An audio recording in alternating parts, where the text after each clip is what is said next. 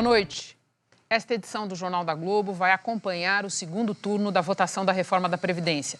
Neste momento, os deputados estão encaminhando a votação no plenário da Câmara. Depois que votarem o texto base, eles terão que analisar os destaques, que são propostas de supressão de trechos da reforma.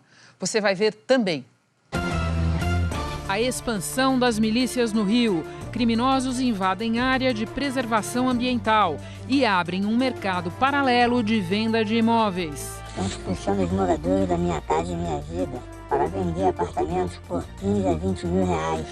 Uma grande favela está se formando aceleradamente.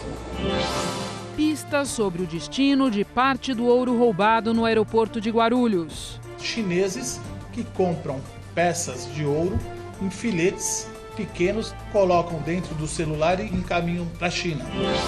Carlos Alberto Sardenberg analisa os fatores que podem interromper a trajetória de queda dos juros. China e Estados Unidos. Agora, o motivo de disputa é o plano americano de instalar mísseis na Ásia. No Paraguai, pedido de impeachment do presidente. Ele sabia dos termos prejudiciais do acordo com o Brasil para a venda de energia. E Daniel Alves é apresentado no Morumbi, a casa do São Paulo.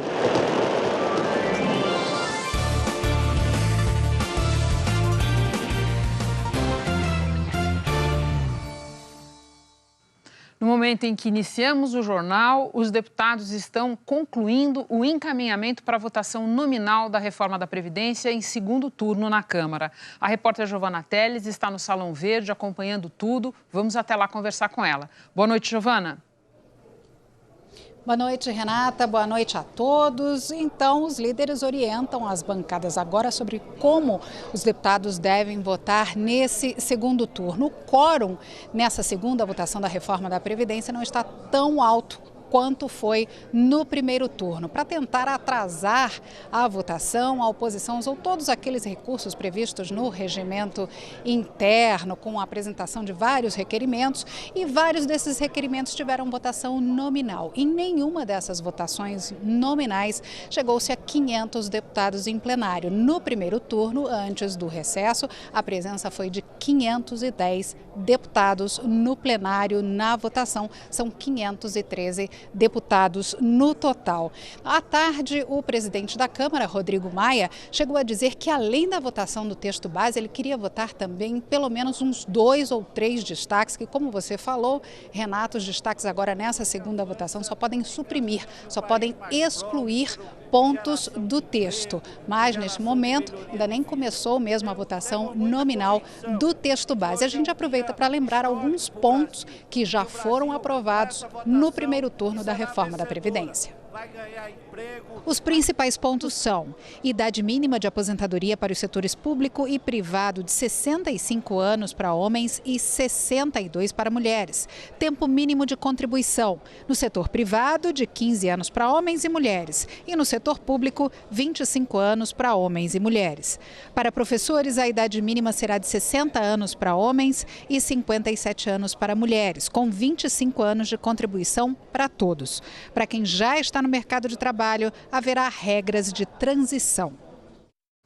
Giovana, minutos antes de se iniciar a sessão de hoje, o governo publicou uma edição extra do Diário Oficial, liberando 3 bilhões de reais para vários ministérios, sendo que 2 bilhões desse total correspondem a emendas parlamentares. E isso ajudou muito a melhorar o clima aí no plenário da Câmara. Olha, Renata, eu vou te falar que foi meio que um alvoroço, viu, quando essa notícia chegou aqui na Câmara dos Deputados, aqui no plenário. Vários deputados chegaram a ir até os líderes, né, das bancadas e pedir que os líderes divulgassem essa informação pelos grupos em redes sociais, pelos grupos de WhatsApp, para divulgar essa notícia e assim facilitar essa votação do segundo turno da reforma da Previdência aqui. É um PLN, tem que ser votado pelo Congresso. A gente conversou com a líder do governo no Congresso, Joyce Hasselmann, e ela falou que essa sessão para votar esse projeto de lei, liberando os recursos que, no fim das contas, vão atender às emendas parlamentares. A sessão vai ser marcada rapidamente. Vamos ver o que a líder falou. É um PLN para atender demandas dos ministérios da Saúde, da Educação, Desenvolvimento Regional, da Defesa e Infraestrutura. Então vai pegar esse blocão aí de ministérios e vai atender justamente porque há um risco de que o Ministério A ou B, ou poderia haver, se não houvesse aprovação do PLN, ficasse sem recurso para alguma obra específica. A gente não pode parar. A gente não pode parar com custeio de educação, custeio de saúde, não pode parar com programas sociais, com Minha Casa Minha Vida, por exemplo. Giovana, olhando para frente, para a próxima parada da reforma, quando tudo for concluído na Câmara, que é o Senado, o que ajuda a explicar a presença de tantos governadores em Brasília para lutar por aquela bandeira de conseguir, no Senado, incluir estados e municípios na reforma. Renata, porque grande parte do rombo nas contas públicas de estados e municípios, a gente sabe, vem do crescimento da folha para pagar aposentados e pensionistas. Então, eles estiveram aqui hoje, vários governadores, para demonstrar apoio à intenção do Senado de fazer uma proposta de emenda à Constituição separada da reforma da Previdência, para incluir estados e municípios nessas regras que estão sendo votadas aqui no Congresso. Vamos ver o que eles falaram. Eu recebi os governadores, vieram relatar o desejo dos governadores de se envolverem em relação à inclusão dos estados e dos municípios na nova Previdência, nessa PEC paralela que nós vamos criar quando a reforma chegar no Senado. É incoerente fazer uma reforma da Previdência tão abrangente, que demorou mais de 30, 40 anos para ser feita, quando faz agora deixar o Estado e município. Isso aí vai virar uma desordem, vamos dizer assim, na aposentadoria. Imaginem se cada Estado fazer de uma forma, se cada município inventar um novo texto. Então, ficou bastante alinhado que no Senado vai ter uma PEC paralela correndo junto com os estados e municípios. E foi anunciado há pouco, Renata, que agora à noite vai ser votado o texto base em segundo turno da reforma da Previdência. Os destaques devem ficar para esta quarta-feira. E a gente volta ainda no Jornal da Globo assim que tiver novidade. Renata. Sem dúvida, Giovana, bom trabalho para você aí. É como a Giovana falou, nós vamos voltar com ela em Brasília ao longo dessa edição, falar da votação da reforma da Previdência. E esse também é, de alguma maneira, o nosso tema agora com o Carlos Alberto Sardenberg. Sardenberg, boa noite. Boa noite a todos. Porque eu quero conversar com você sobre a ata do Copom, referente à decisão de baixar os juros na semana passada. E essa ata também fala da perspectiva de aprovação das reformas. Pois é, Renato, parece que reforma é um tema dominante, reforma da Previdência é um tema dominante, inclusive na economia. De fato, o Banco Central, com a sua ata, ele discutiu vários aspectos sobre inflação, juros, etc. E um dos aspectos foi esse, é que, havendo reforma da Previdência, tem mais espaço para reduzir os juros. Como é que isso acontece? A gente vai ver aqui. Primeiro ponto, a inflação no momento e as perspectivas de inflação estão bastante confortáveis. É a expressão que o Banco Central usa para dizer que está tudo muito bem. E esses são os números. A previsão de inflação para esse ano é 3,6%, a meta bem abaixo da meta. Para o ano que vem, também as projeções já chegando, 3,9%, a meta é 4%. Portanto, aqui nós temos argumentos para reduzir juros, já que o regime de metas de inflação, a base dele diz isso. Inflação para baixo, juros para baixo, inflação para cima, juros para cima. Então, como a inflação está persistentemente baixa, tem que cair mais os juros. Mas o Banco Central fez outras avaliações também, que a gente vai ver aqui. Por exemplo, uma das coisas que leva à redução maior dos juros é justamente o fato do país estar muito parado, a economia estagnada, então precisa dar o que eles chamam de estímulo monetário. O que é? Juros baixos para facilitar quem quer fazer investimento e consumir. Né? Então, aumento da ociosidade, a situação ajuda a derrubar a taxa de juros. E a reforma da Previdência, aprovada, ela também ajuda. Por quê? Porque a reforma da Previdência ela vai resolver o grande problema das contas públicas. O país estava entrando num colapso de contas públicas. Com o colapso das contas públicas, o país ia ficar devedor, não ia pagar, e com isso o que aconteceu? Os juros iam subir. Portanto, ela está aqui nesse lado da perspectiva de subida se houvesse frustração com a reforma da Previdência. Exatamente. O que eles dizem que, havendo a reforma, o que é um risco para os juros e a inflação no Brasil? A frustração da reforma da Previdência. Mas eles notam que diversos indicadores mostram que a reforma, o risco Brasil está andando e a reforma está andando. E, finalmente, tem a questão internacional. No mundo todo tem queda de juros. Os bancos centrais do mundo todo estão reduzindo juros ou afirmaram que vão reduzir juros porque a economia mundial deu uma caída. Então, Estados Unidos, Europa, todo mundo está nessa linha de reduzir juros. Então, a gente entra nessa mesma tendência. O que pode atrapalhar, mas vai atrapalhar não só o Brasil, mas todo mundo, é a guerra comercial entre Estados Unidos e China, que deu uma esquentada nesta semana. Guerra comercial reduz a atividade comercial, todo mundo exporta menos, importa menos, os negócios caem, a atividade econômica cai, o Brasil é grande exportador, teria problemas. Mas esse é um risco que não é só nosso, né? Se acontecer, vai acontecer com todo mundo, então afeta por igual. E nós ainda vamos falar desse assunto nessa edição. Sardenberg, muito obrigada. Boa noite a todos. E agora o que nós vamos fazer é voltar rapidinho a Brasília, porque hoje o Conselho do Ministério Público Federal vetou uma indicação feita pelo presidente Jair Bolsonaro para a Comissão sobre Mortos e Desaparecidos Políticos. Fernando Rego Barros acompanhou esse assunto e vai nos trazer informações agora. Boa noite, Fernando. Pelo que eu entendi, funciona mais ou menos assim. A comissão tem representantes de vários setores. Essa vaga específica é do Ministério Público. O Ministério Público entendeu que é ele que tem que fazer a indicação. É isso? É isso mesmo, Renata. Boa noite a você, boa noite a todos. Os conselheiros entenderam que não cabe ao Executivo escolher o representante do Ministério Público Federal na Comissão sobre Mortos e Desaparecidos Políticos. Para eles, essa é uma prerrogativa do Ministério Público. Ailton Benedito, o escolhido por Bolsonaro, é o chefe da Procuradoria da República em Goiás. Ele é um conservador. Numa rede social, chegou a comemorar este ano a data do golpe militar de 1964. O nome do procurador indicado pelo presidente foi rejeitado por 6-4. O pedido do presidente para que o Ministério Público confirmasse a indicação de Ailton Benedito foi feito por meio do Ministério da Mulher, da Família e dos Direitos Humanos. Hoje, o cargo é ocupado pelo procurador Ivan Marques, mas o Conselho Superior do Ministério Público Federal rejeitou a indicação do presidente, inclusive com o voto contrário da Procuradora-Geral da República, Raquel Dodge. Fernando, lembrando que esta não seria a primeira troca na comissão feita pelo governo Bolsonaro. Isso mesmo. Na semana passada, a gente lembra, o presidente e a ministra Damares Alves trocaram 4 dos 7 integrantes da comissão. E a comissão, que é sobre mortos e desaparecidos políticos no regime militar, ganhou militares aposentados, um filiado e um deputado do PSL, partido do presidente. É bom lembrar que todas as trocas foram feitas depois que Bolsonaro contestou publicamente que Fernando Santa Cruz, ex-integrante de organização de esquerda contra a ditadura, tenha sido morto pelo Estado brasileiro, conforme documentos da própria comissão.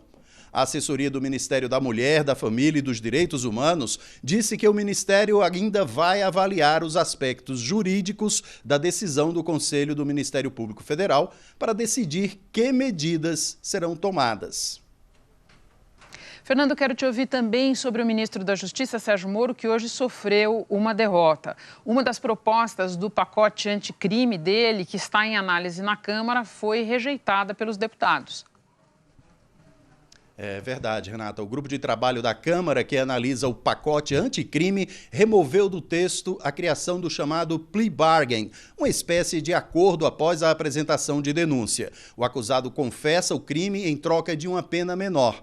Esse acordo existe na legislação americana. É diferente da delação premiada, entre outras coisas, porque não envolve necessariamente que se indiquem outros criminosos envolvidos. Por outro lado, o grupo de trabalho aprovou uma nova redação para a chamada transação penal. Em crimes de menor gravidade confessados pelo acusado, a pena dele pode ser substituída pela reparação dos danos causados, por exemplo, ou por serviços comunitários. O objetivo, Renata, é reduzir o congestionamento do judiciário. Fernando, hoje eu estou cheia de perguntas para você, então vou fazer mais uma que diz respeito a uma decisão da Procuradora-Geral da República hoje, contestando, recorrendo daquela decisão do ministro do Supremo, Alexandre de Moraes, que suspendeu apurações da Receita e, inclusive, afastou servidores. Sim, Renata, a Procuradora-Geral da República, Raquel Dodge, sustenta que não foi demonstrada pelo delator uma justificativa plausível para o afastamento dos servidores e que não há indícios de crimes praticados por eles que justificariam a suspensão das funções públicas. E hoje também a Associação Nacional dos Procuradores da República afirmou que os procuradores estão em situação de perigo constante em razão da possibilidade de serem investigados no âmbito do inquérito que apura ofensas ao Supremo Tribunal Federal. Em documento entregue ao STF, a associação reiterou o pedido para suspender o inquérito ou que o relator, o ministro Luiz Edson Fachin, determine que procuradores só podem ser investigados se a Procuradoria-Geral da República for informada previamente. A associação cita que o ministro Alexandre de Moraes, relator do inquérito que apura ofensas ao STF, afastou servidores da Receita Federal que participaram de apuração sobre o ministro Gilmar Mendes e que isso também poderia ocorrer com procuradores. Agora à noite, o ministro Luiz Edson Fachin pediu que seja marcada uma data para o julgamento do pedido da associação para suspender o inquérito que apura ofensas ao Supremo. Renata? Muito obrigada pelas informações todas, Fernando. O site Eu País Brasil, em parceria com o The Intercept, publicou hoje novas mensagens atribuídas a procuradores da Lava Jato e vazadas do aplicativo Telegram. Segundo o site, as mensagens mostrariam que os procuradores se movimentaram para coletar informações sobre o ministro do Supremo, Gilmar Mendes, o que é proibido. A reportagem diz que, liderados por Deltan Dallagnol, coordenador da Força Tarefa, procuradores e assistentes teriam planejado acionar investigadores na Suíça para tentar reunir munição contra Gilmar Mendes, ainda que buscar apurar fatos ligados a um integrante de Corte Superior extrapolasse as competências constitucionais do grupo. Os procuradores teriam se mostrado animados em 19 de fevereiro deste ano. Gente, essa história do Gilmar hoje, justo hoje, que Paulo Preto foi preso, teria dito Dallagnol no chat que reúne procuradores da Força Tarefa. Segundo o Eu País Brasil, a conversa teria então revelado a ideia de rastrear um possível elo entre Gilmar e Paulo Vieira de Souza, o Paulo Preto, preso em Curitiba e apontado como operador financeiro do PSDB. A aposta, de acordo com o site, era que Gilmar Mendes, que já havia concedido 2 habeas corpus em favor de Paulo Preto, aparecesse como beneficiário de contas e cartões que o operador mantinha na Suíça, um material que já estava sob escrutínio dos investigadores do país europeu. No que seria uma referência aos cartões do investigado, o procurador Roberto Pozzobon teria dito que vai que tem um para o Gilmar, risos. O site diz que a possibilidade de apurar dados a respeito de um ministro do Supremo, sem querer, é tratada com ironia. O procurador Ataíde Ribeiro da Costa teria respondido: "Você estaria investigando o ministro do Supremo, Robinho. Não pode." Pozzobon então teria escrito: "Não que estejamos procurando, mas vai que..." Na sequência, Dallagnol teria reforçado que o pedido à Suíça deveria ter enfoque mais específico. Acho que vale falar com os suíços sobre estratégia e eventualmente aditar para pedir esse cartão em específico e outros vinculados à mesma conta. Talvez vejam lá como algo separado da conta e por isso não veio. Afinal, diz respeito a outra pessoa. A Força Tarefa da Lava Jato em São Paulo afirmou ao site que jamais recebeu informação sobre suposto envolvimento de Gilmar Mendes com contas no exterior de Paulo Vieira de Souza e também que, se recebesse informação a respeito de ministro do STF, ela seria encaminhada à Procuradoria-Geral da República. Em outra mensagem atribuída a Dallagnol, ele teria dito: "Vale ver ligações de PP para telefones do STF." O site diz que PP é referência a Paulo Preto. A reportagem lembra que o artigo 102 da Constituição estabelece que ministros do Supremo só podem ser investigados com autorização de seus pares, a não ser que apareçam numa investigação já em curso, a chamada investigação cruzada. Neste caso, a competência é necessariamente da Procuradoria-Geral da República.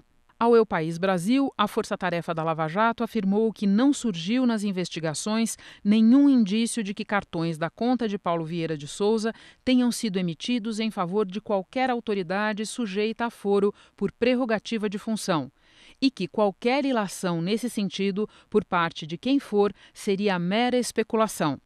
A nota ao site diz ainda que em todos os casos nos quais há identificação de pagamentos de vantagens indevidas e lavagem de ativos no exterior, o Ministério Público busca fazer o rastreamento do destino de todos os ativos ilícitos para identificar os destinatários desconhecidos. E que sempre que surgem indícios do envolvimento de pessoas com foro privilegiado em crimes, a Força-Tarefa encaminha as informações à PGR e ao Supremo. Segundo o site, em 5 de maio de 2017, Dallagnol teria falado em pleitear o impedimento de Gilmar Mendes caso o ministro concedesse habeas corpus a Antônio Palocci, condenado na Lava Jato. Dallagnol teria escrito: "Caros, estive pensando e se perdermos o HC do Palocci, creio que temos que representar, pedir impeachment do GM." O site afirma que, para embasar o pedido, Dallagnol teria elencado declarações públicas do ministro contra a Força-Tarefa, incoerência de votos, favorecimentos e até antigos confrontos dele com o ex-ministro da Corte, Joaquim Barbosa, só para dar força moral. A procuradora Laura Tesler teria respondido: "Calma, Deltan." E o procurador Paulo Roberto Galvão teria escrito: "Eu não acho que nós devemos fazer o pedido de impeachment. Outros fazerem é bom." Hoje, antes da sessão do Supremo, Gilmar Mendes comentou as mensagens publicadas pelo El País Brasil. Eu tenho dito a vocês que essa é a maior crise que já se produziu no aparato judicial do Brasil desde a redemocratização. Isso atingiu de uma maneira tão crucial tanto a Procuradoria-Geral da República quanto a Justiça Federal.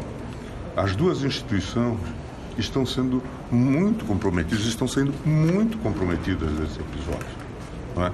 Seja pelo jogo de combinação, pelas decisões mal feitas, pela má elaboração de peças, não é? Por essas atitudes criminosas. Não é? Então essas instituições estão saindo muito mal. A Força-Tarefa da Lava Jato tem repetido que não pode reconhecer a autenticidade das mensagens publicadas. O PSDB disse que nem o partido, nem seus dirigentes são réus no processo em questão e que a sigla não possui vínculo com Paulo Vieira de Souza. A defesa de Paulo Vieira de Souza disse que se manifestará apenas nos autos do processo. No Rio, a milícia não para de expandir os seus negócios. Agora está urbanizando uma gigantesca área de preservação. Quem denuncia são os moradores, na reportagem de Chico Regueira. Colônia Juliano Moreira, um terreno de quase 8 milhões de metros quadrados em Jacarepaguá, na zona oeste do Rio. De propriedade da União, ficou conhecido por abrigar um hospital psiquiátrico. Hoje, é território perdido para a milícia. A milícia está invadindo toda a área pública, que atualmente é administrada pela prefeitura. Abrindo ruas, construindo barracos. Uma grande favela está se formando aceleradamente. Casas e mais casas. Segundo o Ministério Público, uma urbanização que não poderia ser feita, já que a área é de preservação ambiental federal. Terreno de propriedade da União, por natureza, não pode ser vendido, ele não pode ser alienado. A milícia lucra com o que não deveria ter preço. Estão vendendo terreno, constroem as lojas, alugam as lojas, cada valor de aluguel é R$ 1.200 e várias construções de kitnets em cima dessas lojas. Dentro da colônia tem um condomínio, Minha Casa Minha Vida, onde os milicianos também agem. Estão expulsando os moradores da Minha Casa Minha Vida para vender apartamentos por 15 a 20 mil reais. Nas áreas dominadas por milicianos, vale a lei do silêncio, imposta através de ameaças, atos violentos e envolvimento de maus policiais com crime. Nesses lugares, se o cidadão chamar a polícia, pode aparecer a milícia. Os milicianos estão promovendo bailes dentro das comunidades. Os moradores já não aguentam mais. O baile começa às 10 horas da noite e vai até 6 da manhã. O morador foi denunciar esses bailes, ligou para o 18º, fazendo a denúncia, pedindo socorro. 2 dias depois, o morador teve sua casa invadida, espancado, como exemplo. Não mataram, ficou como exemplo. Se continuar a denúncia, vai morrer. O Ministério Público investiga esse envolvimento. Existem policiais corruptos, milicianos, na ativa, atuando em batalhões, inclusive contra a vontade de policiais honestos, mas que também têm medo, como toda a sociedade. E são essas pessoas que, através de uma série de vínculos e ligações com o poder político, inclusive, poder político no sentido amplo, acabam comandando o esquema da milícia. Nós levamos essa história às autoridades. A polícia disse que combate a milícia na zona oeste do Rio, mas não respondeu sobre a denúncia de que policiais recebem propina. E a Prefeitura, via Secretaria de Infraestrutura e Habitação, disse que fez este ano mais de 10 operações na colônia Juliano Moreira para combater as construções irregulares. Vamos falar agora do Paraguai. Foi protocolado nesta terça-feira, no Congresso do país, o pedido de impeachment do presidente Mário Abdo Benítez e de seu vice, Hugo Velásquez. Essa história passa bastante pelo Brasil, porque no centro dela estão diálogos travados por WhatsApp e agora publicados pela imprensa, mostrando que a dupla sabia que o novo acordo com o Brasil sobre a energia produzida por Itaipu era lesivo aos interesses do Paraguai. O Ariel Palacios está em Buenos Aires acompanhando essa história desde o início. Vamos até lá ouvi-lo. Boa noite, Ariel. Boa noite, Renata. A oposição paraguaia contaria com 32 deputados, mas precisaria pelo menos 53 para que o assunto seja encaminhado ao Senado. E para isso precisaria dos votos dos colorados cartistas, que é o setor do governista Partido Colorado, que é comandado pelo ex-presidente Horácio Cartes, antecessor e grande rival de Abdo Benítez. Mas este setor decidiu nesta tarde que não votaria a favor do impeachment do presidente, neste momento. As primeiras evidências vieram à tona hoje quando o jornal ABC Color publicou mensagens de texto entre o presidente e Pedro Ferreira, o diretor da ANDE, a estatal elétrica, que revelam que Abdo Benítez pressionava para assinar a ata secreta e que insistia que ela ficasse em segredo.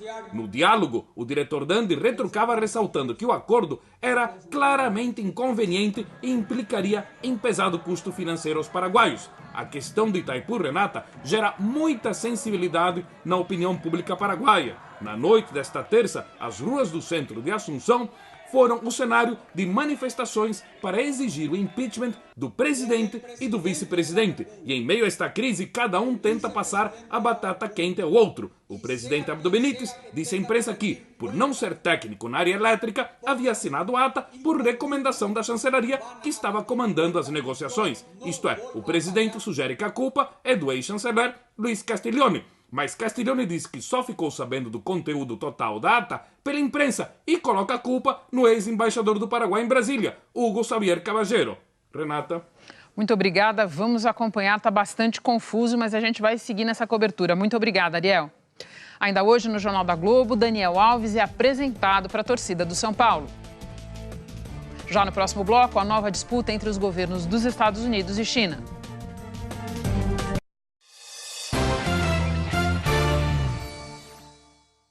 Já faz um tempo que americanos e chineses vêm brigando por causa do comércio. Ontem, você viu aqui, a briga foi também por causa da moeda. E hoje chegou a vez das armas. A China fez uma dura declaração de que não vai aceitar a instalação de mísseis dos Estados Unidos na região. Assunto para o Carlos Gil, que está em Tóquio. Gil, boa tarde. Parece que motivo de atrito não falta. Pois é, Renata. Boa noite para você, boa noite para todo mundo. E não estão faltando também palavras ameaçadoras por parte da China. Foi assim ontem com relação a Hong Kong, acenando com intervenção militar para acabar com as manifestações por democracia e, na sequência, a questão dos mísseis na região aqui do Pacífico. China e Rússia responderam às intenções do Departamento de Defesa dos Estados Unidos de instalar mísseis de médio alcance na Ásia. Armas que, em teoria, seriam capazes de atingir território chinês, bem como navios militares da China. Pequim, por meio do Ministério das Relações Exteriores, disse que essa seria uma atitude ofensiva e que ameaçaria a segurança regional e internacional. O governo russo também se manifestou, afirmando que medidas seriam tomadas no sentido de buscar um reequilíbrio de forças na região. A China, assim como a Coreia do Norte, que vem fazendo lançamentos de mísseis de curto alcance nas últimas semanas, observam atentas os exercícios militares que americanos e sul-coreanos estão fazendo nesse mês, o maior deles previsto para o próximo domingo. Aqui na região, Pequim e Washington travam uma disputa pelo Mar da China Meridional. Essa é uma zona que os chineses reivindicam como deles, com a construção de instalações militares em ilhas que países vizinhos, como o Japão, consideram parte de seu território. É, portanto, um xadrez geopolítico complexo, Renata. Muito obrigada pelas informações, Gil. Morreu aos 88 anos a escritora americana Toni Morrison, a primeira mulher negra a ganhar o Nobel de Literatura. Toni Morrison é o que no Brasil chamam de imortal, a grande dama da literatura americana. Nos últimos 57 anos, nenhum outro escritor do país ganhou o Nobel de Literatura. O prêmio não foi muito bem recebido pelos rivais, não. Os escritores negros não têm muito espaço no mundo editorial daqui. Mas os romances de Toni Morrison viraram clássicos, ensinados nas escolas e entre os mais vendidos. Sua obra-prima, Amada, história de uma escrava, chegou ao cinema com Oprah Winfrey, a rainha da TV americana, que também é atriz. Toni Morrison se dedicou à cultura dos negros americanos. Começou editando livros de celebridades como o boxeador Muhammad Ali e a ativista Angela Davis. Foi só aos 40 anos que ela publicou o primeiro romance, e o sucesso chegou 7 anos depois, com A Canção de Salomão. Escreveu 11 romances sobre os negros e para os negros, ela dizia. E assim conquistou leitores no mundo todo. Ao receber o Prêmio Nobel em 1993, Toni Morrison reclamou que não existia nos Estados Unidos nenhum memorial lembrando os escravos. Não há nada, ela disse, nem um banco na beira da estrada.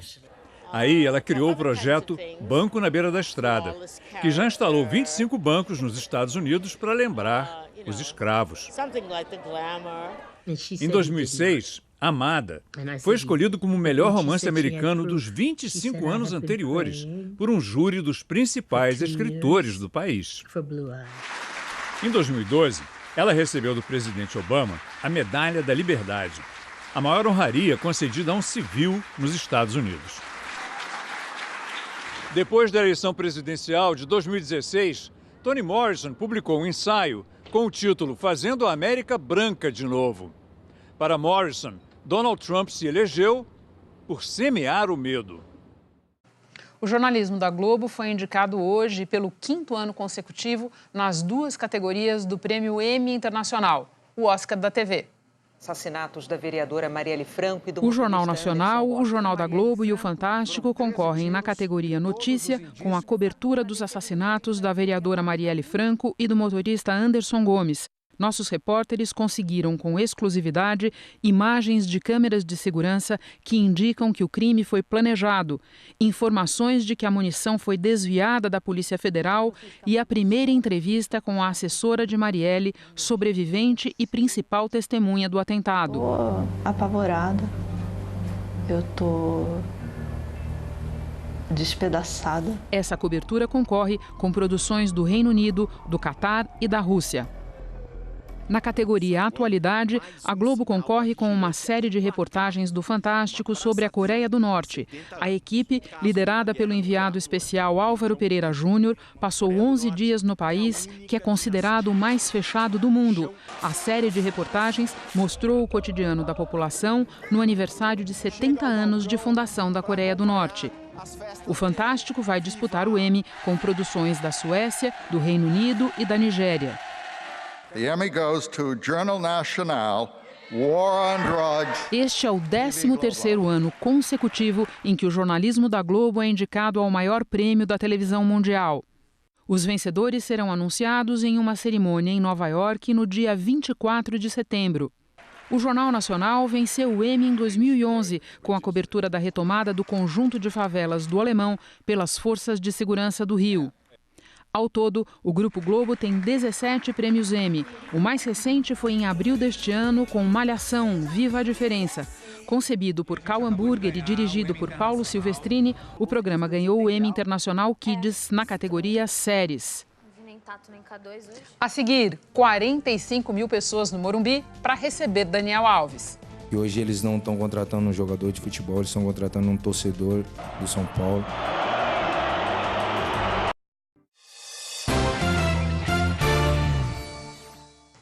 A polícia divulgou hoje os números finais do roubo no aeroporto de Guarulhos no dia 25 de julho. Os ladrões levaram 51 quilos de ouro, além daqueles mais de 700 estimados inicialmente. E também pedras preciosas. Já são 6 presos e 2 procurados.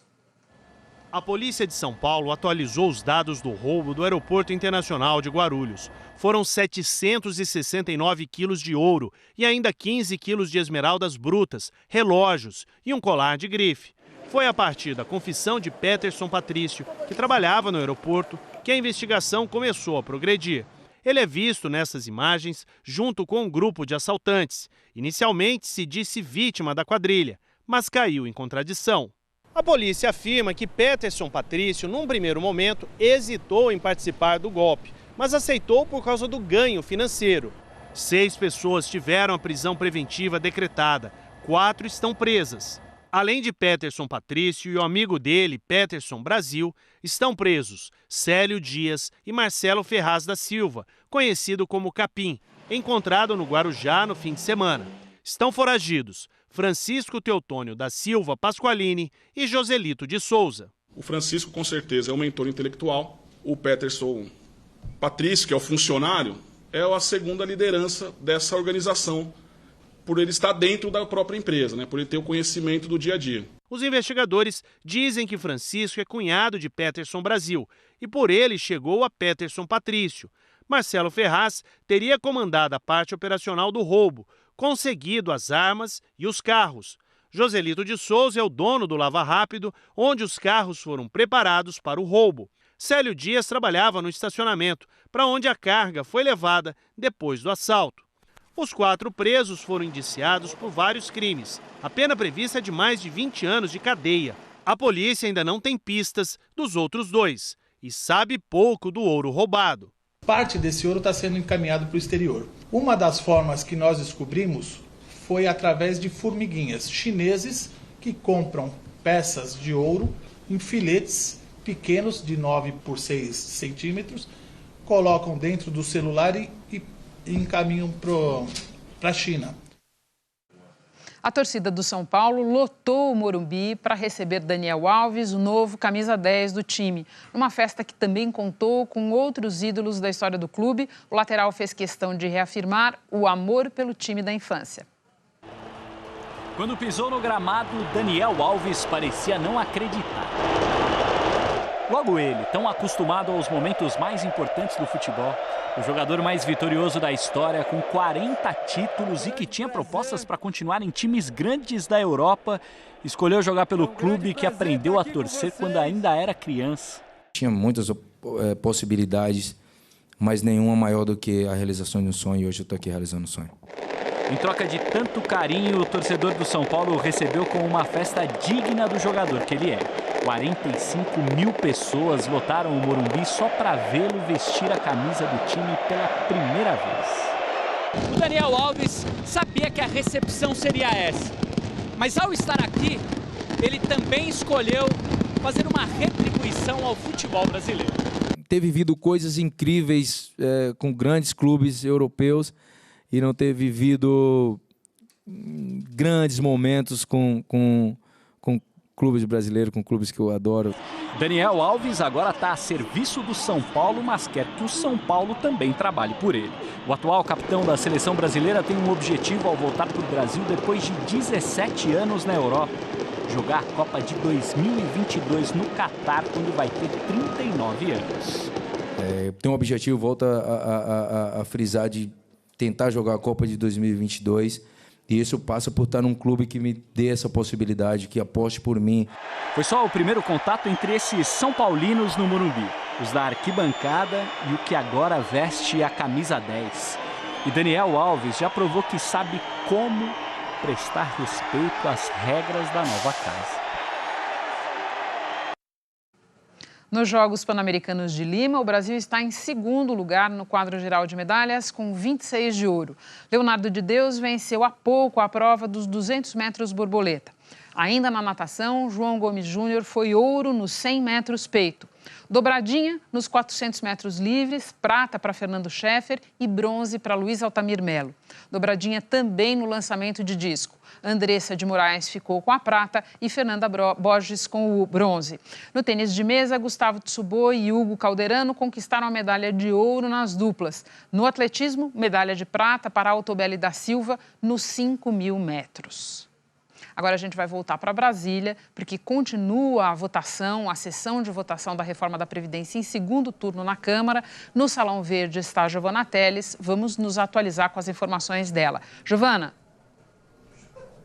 Renata, já foi aberto o processo de votação em segundo turno da reforma da Previdência. Até o momento, 492 deputados votaram, mas o presidente da Casa, Rodrigo Maia, ainda não abriu o resultado dessa votação. Ao longo do dia, em nenhum momento houve clima político para se pensar em reversão ou que não se aprovasse em segundo turno a reforma da Previdência. Nesse momento, o ministro da Casa Civil, que foi exonerado e voltou à Câmara, ele também é deputado, Onyx Lorenzoni, está discursando no plenário da Câmara. Mas Rodrigo Maia ainda não abriu o resultado dessa votação em segundo turno da reforma da Previdência. De toda forma, Rodrigo Maia já avisou que hoje vai ser votado apenas o texto base, o texto principal da reforma, e para esta quarta-feira ficam os destaques, que em segundo turno podem apenas